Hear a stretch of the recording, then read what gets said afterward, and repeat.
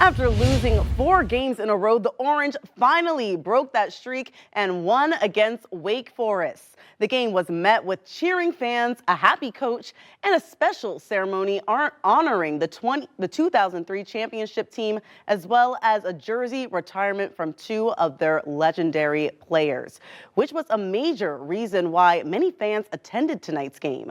Our Dale Ostrander joins us now to tell us about the special day for Syracuse basketball. It has been 20 years since Syracuse basketball has won its only national championship. The university has been honoring that team throughout the basketball season this year, leading up to a special ceremony for tonight's last home game. 20 years ago, Syracuse men's basketball became national champions, dominating on the court. Big names like NBA star Carmelo Anthony were part of that championship team coached by Jim Boeheim. They lost in 1987, which was a real heartbreaker.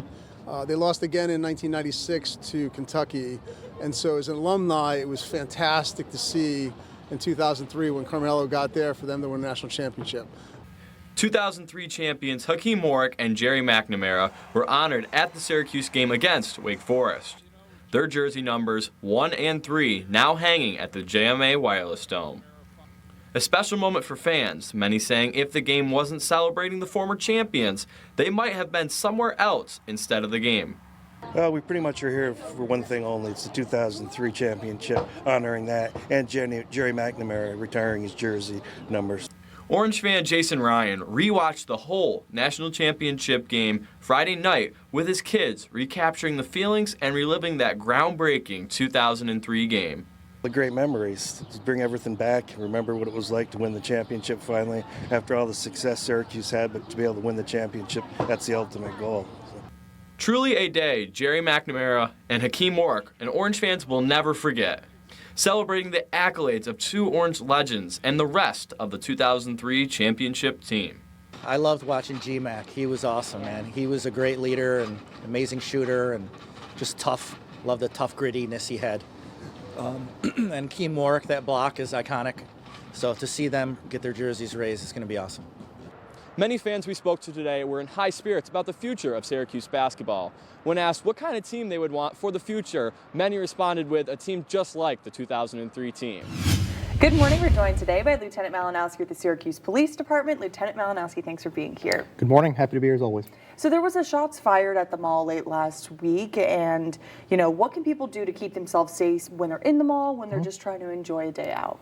Yeah, for those that was there, it was a pretty crazy scene. We had one round go off, strike a trash can. It was a dispute between 2 parties, but everyone, stores-wise, and the shoppers did everything right in the sense of going right into a lockdown. They pulled down the gates and hid in the back of the store. It's really important that you follow those lockdown procedures because we're trying to get there as first responders and see what's going on. So not having everyone running around and getting in our way is really important. So that went really well. And then detectives went right into hard work on this case, and proud to say that we made an arrest. And it was a pretty quick turnaround.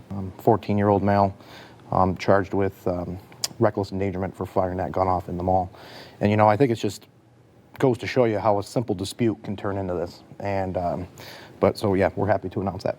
And obviously it's an important reminder of some of the different mall policies that we've been talking about, like no kids being there alone and that sort of thing. That's the biggest one. We constantly still see the juveniles coming into the mall, and what happens is we're trying to kick them out, security, and we spend a lot of our time and resources just on dealing with the kids. I understand that they want something to do.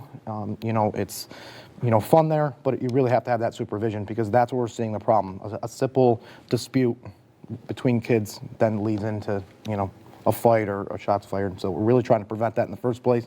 And so you have to really make sure you're supervising them if they come there. Alrighty, so, kind of another thing that happened this week is the department responded to Brighton Towers where there was a mysterious substance. What do first responders do when they're walking into a situation where they don't know what they're walking into? Well, usually you try to prepare for everything, but if you don't see this substance or you don't know what you're dealing with, and that's where we got a little bit of surprise. A couple officers had to go up to the hospital. Thankfully, everyone's okay.